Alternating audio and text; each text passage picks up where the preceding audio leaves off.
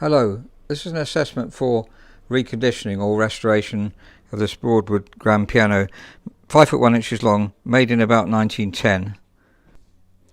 Now first of all, looking at the casework, it's obviously been kept in a very light place because and closed, because on the underside of the piano is more like the original colour, and if we close the lid then we can see very light on the top. Though strangely it's not light here. Let's have a look at the other side. Let's look around the back first. Now that's pretty much integral again. So it just seems to be the top lid that has suffered from a lot of bleaching by light. It doesn't necessarily take the sun to bleach it. It's a very light location. This side looks slightly lighter, but again it is mostly the top that seems to have discoloured. There's also a patch here that's got damage, and lots of scratching here and there. Another patch there. Big wonderful candidate for full repolishing, and of course that will give you an integral colour as well. This is the what we call gate leg style, which was popular at that time, and still has the nice Broadwood unique kind of column pillars which are round. They're just kind of, often they're fluted, but these ones are just circular and very pleasant to look at, and very well designed pedals. So there's many good things to say about this piano, but it's damaged down there as well, and if we look over the whole thing, it's just quite scratched really. So as well as being very bleached on the top, it's very scratched, and obviously that's finger marks from playing. Now let's look at the technical side of it. Sorry, before we do that, there's a music stand I didn't show you, and also the fall, which isn't too bad. It definitely needs tidying up. Again, it's very dusty here and damage there. So ideally repolish the whole piano. That would turn out beautifully. It's a very good rosewood. Now, as we've said many times before, the tightness of tuning pins is so important, and they are getting to be a bit loose, and as we'll hear if I play it, there's a few problems, and let's listen to some notes played.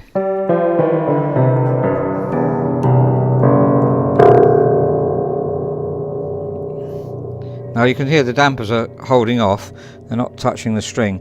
I thought that was probably going to be the pedal.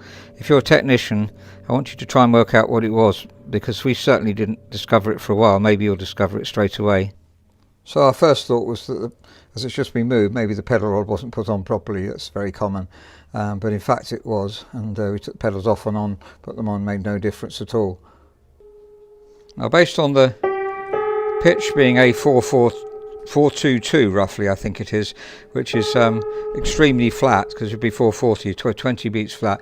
The piano's certainly dried out, and as we can see from the top lid, it's been in a probably dry place, and we can see some cracks on the soundboard here. Those are quite big cracks. As we said before, cracks on the soundboard don't necessarily affect the tone. They're a cosmetic thing which we would put right, obviously, if we were going to restring the piano. Now here's a clue. If you're a technician, see that key's higher than the others. That's because we have taken up some slack on the key, and this one also we've taken up slack on. And if you look at the keys, they've all got slack on them here. So if I move them up and down, you can see there's slack on them all, as that's very slack, and they're all slack, and they are. If we lift this action up, you can see that the key is forward weighted. So what's happening is the weights on the keys are actually lifting the damper, and when you take the slack up, they're not lifting the damper. So those two, the dampers are not lifting, but the rest of them are. So the drying out has somehow caused something to warp inside, and has caused then the keys to go, or the hammers to come down, and there to be slack in the keys as well. I hope that was all explained properly, but it's something we haven't come across before. We have got a problem with the tuning pin tightness, as I mentioned. I tried setting some pins, and they more or less set, but really this piano needs ideally new tuning pins, and therefore it would be restrung at the same time. Setting the pins means holding it tightly with a pin setter. This is just fitting on the tuning pins here, and then it's held tightly while you hit the top of it, and the pin goes a bit further in, which has worked to a certain extent, but really they're still on the loose side. Now as the piano's dried out, you need to listen to the underlying tone, especially in the middle here. So play it loud and see if it's got a full sound. Well, the hammers aren't helping, making it sound rather soppy, but I think I'm confident that that's got that the crown on the soundboard is still there, and therefore it doesn't need a new soundboard. But as we'll see, the hammers are very, very worn. Now, where we've taken the slack up off the key, you can see that the hammer is now much higher up. It's above the rail, which you shouldn't be resting on the rail. Now we'll have to do all the other regulation adjustments, like the screw here. Sorry, that's the spring. I don't know if you can see that. It seems to be slightly out of focus. There we are. That screw there, which adjusts the spring to see so that it comes upwards. It's slightly coming upwards, but we need to make sure once we've lifted it off the rail that the springs are operating. And the other point is that the hammers there, they're extremely flat. Now when they're that flat, it's obviously been a very good piano. Someone's loved playing it and played it a huge amount. So to get that kind of almost like 1 centimetre or more of flatness there, it's a very indistinct sound indeed, and very soft. So there's no doubt about it. We can't reface that. There's not enough hammer left to make it sound decent. So we'd have to replace those hammers. And then we usually replace the shanks and the rollers, because the rollers are getting worn and we don't want these hinges to be tight. So it's hammers, shanks and rollers necessary to do to make this piano sound as it should do. Just finally, as a technical point as to why this has been caused by dryness, which it clearly has been, I'm certain about that, and must be just that the felt has compressed. If you're a technician and have had this experience before, we've seen dryness in pianos and it does cause felt to compress, but that's quite a mighty compression. Let's say shrunk, that's what I really wanted to say. So when things dry out, they shrink and cause that much key slack, which we have to take up in order to get the dampers to fall down. And it to work properly as well. So that's a Broadwood grand piano that is high quality piano, but been really severely damaged by dryness. So we're not going to try and play the piano because it's so out of tune, and also the dampers are lifting off. But we've managed to cure the dampers lifting off, tried to understand why that was, and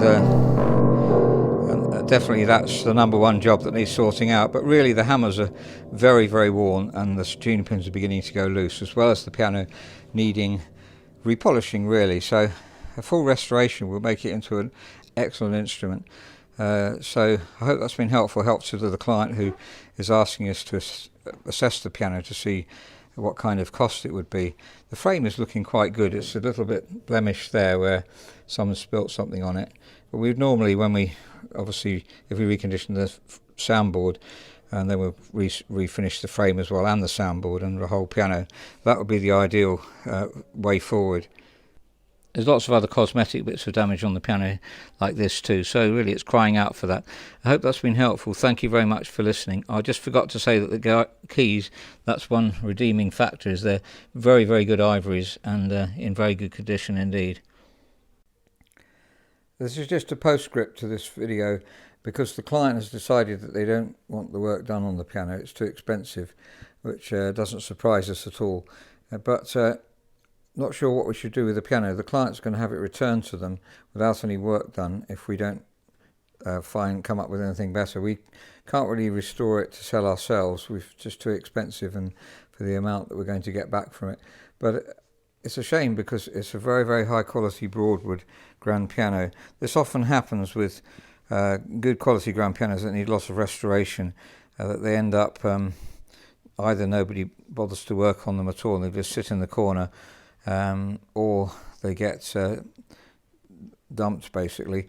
And I just hate to use that word on this piano because it is a very good instrument. So if anybody's interested, I thought I'll put the video out just to see what sort of reaction it gets.